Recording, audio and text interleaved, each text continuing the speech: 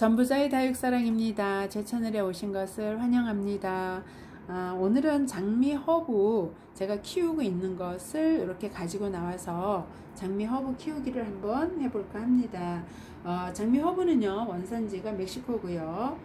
장미 허브 자체는 쌍떡잎 식물로서 꿀풀과에 속하는 여러 사리 식물입니다. 허브라고 불리는 것은요, 여기 보시면 모양이 이렇게 장미꽃처럼 생겼다 해서 장미 허브라는 이유는 이게 레몬 향과 사과 향이 섞인 것 같은 그 향이 나는 이제 다육가 식물입니다. 일반 식물이 아니고요. 그러다 보서 장미 허브라고 그러는데 원래는 다육이라고 분류가 되어 있네요.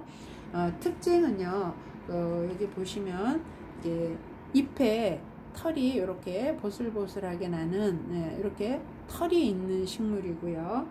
이렇게 털이 있는 식물은 다육이도 그렇고 이 장미허브도 그렇고요. 깍지벌레가 잘 생기는 특징이 있습니다. 장미허브 번식은 제가 지금 여기를 요 정도 컸던 키를 전부 지금 적심을 해가지고 삽목을 해 놓은 상태예요. 꽂아놨고 하나에는 이렇게 뽑아 가지고 외목대로 키워 보려고 이렇게 하나에만 주변에 있는 자구도 다 뜯고 깨끗하게 해서 하나에만 심어 놨거든요. 이 아이는 외목대로 키워서 우회를 트리 모양으로 한번 키워 보려고 이렇게 한번 해놔 봤답니다. 번식 방법은 적심 삽목 또는 숨따기 꼬집기 또는 잎꽂이 등이 있지만 가장 쉽게 할 수 있는 건 지금처럼 적심을 해서 삽목을 하는 게 가장 쉬운 방법이고 번식하게 많이 느는 방법이고요. 이 아이는 삽목이 잘 되기 때문에 다른 어떤 방법보다는 삽목을 하는 걸 가장 많이 선호하고 있습니다. 이 장미 허브는 고향이 멕시코라 그런가요? 햇볕을 아주 좋아하고요. 양지 바른 쪽에 놓고 키워도 또는 실내에서 키운다면 창문 가까이 두고 햇볕을 최대한 많이 보는데 키워야 웃자라지 않아요. 햇볕이 부족하거나 또는 물이 많이 주어도 웃자라서 볼품도 없고 늘어지고 목대가 약해서 잘 부러져서 움직일 때마다 화분 같은 거 움직일 수가 없어요. 잘 부러져서. 그래서 물 주는 이제 방법인데요. 우리가 이제 물 주는 게 항상 중요한데 보통 꽃을 좋아하고 키우는 우리 주부들이든 또 요즘은 다육맘만 있는 게 아니라 다육 대디들이 많더라고요. 중요한 게 물을 웬만큼 주어도 얘가 죽지는 않아요. 과습으로도. 그런데 이 아이가 물을 많이 주면은 결국은 웃자라게 되는 거예요.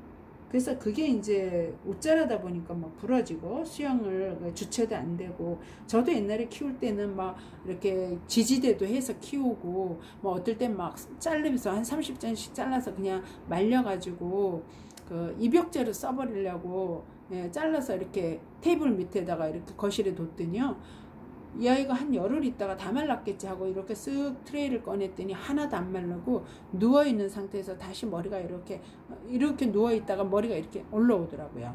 그래서 그럴 정도로 생명력은 좋고 아주 잘 크는 아이예요. 단 물만 많이 안 주면요. 그래서 제가 여기 제가 아주 굳게 제가 마음을 먹고, 여기 보시다시피 화분이 장독 뚜껑으로 된 구멍은 뚫려 있는 화분이에요. 화분인데 아주 얕은데 작은 데다 심었어요.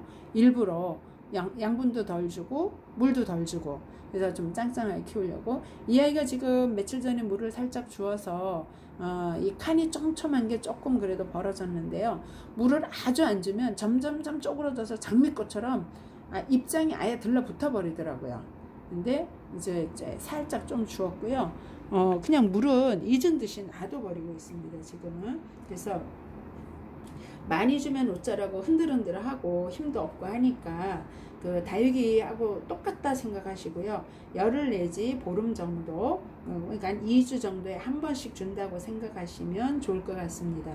근데 저 정도 화분이면, 그런데 예를 들어서 화분이 장미 허브보다 만약에 크고 흙이 많고 성분이 많다면 더 늦게 주셔도 되죠.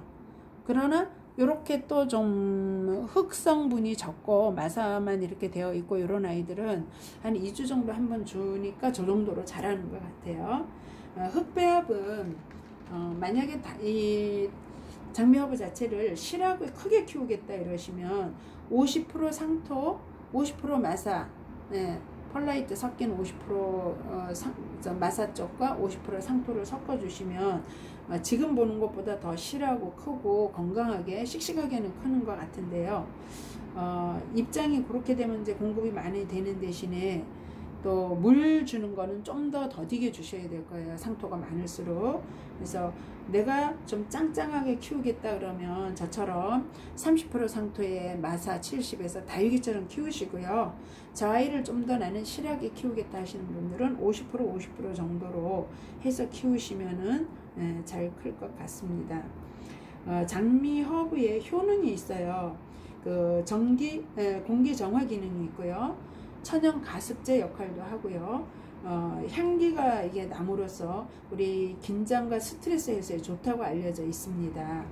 허브의 잎을 따서 뜨거운 물에 담그어서 거기에서 나오는 증기를 코로 마시거나 하면 기관지나 알레르기, 감기 등의 증상을 완화시켜주는 역할도 있다고 합니다.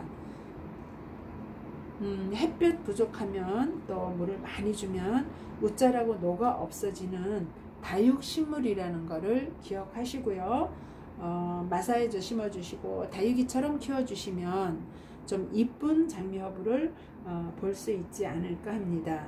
그다음에 이제 어떤 분은 여기를 보니까 장미허브 잎을 차로도 마신다 그러는데요.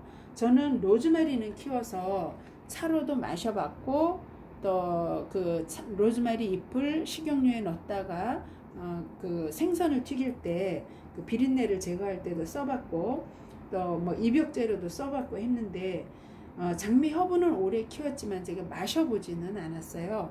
식용이 되는지 안 되는지 모르는데 어떤 분은 식용으로 마신다고 하더라고요. 근데 하여튼 저는 마셔보지 않았다는 걸 말씀드리고요. 그 다음에 여기에 보면 입장이 노래지는 이제 경우가 있는데요.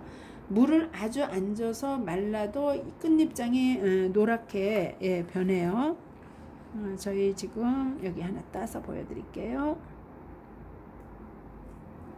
이렇게 노르스름하게 변해 가잖아요. 요거 이제 물이 없어서예요.